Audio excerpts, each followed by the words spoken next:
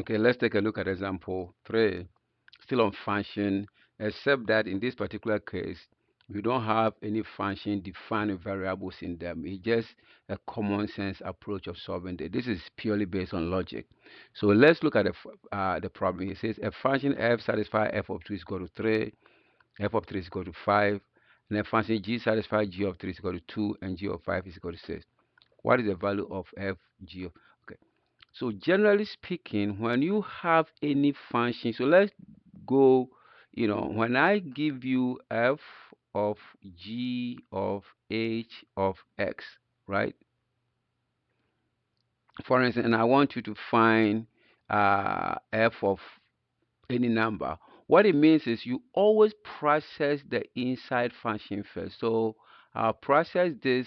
Suppose I put h of 1 and that gives me, say, 10. That means the next thing to do is to do g of 10. And g of 10 gives me 5. The next thing to do is to do 5 of f of 5. So you always process the inside, and then the inside will give you a value. This value here will now come here, and the g of this, and then f of that. So let's use this concept to find this. We want to find the function g of 3 like that, 3 like this.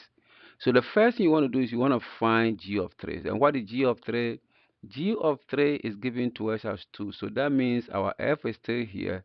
And the whole of this g of 3 here will now be put here as 2. You see that?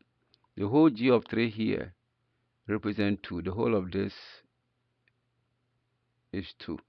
So now we find g of 3, and therefore we are looking for f of 2. F of 2 is also defined for you as this, and therefore the whole of this is 3.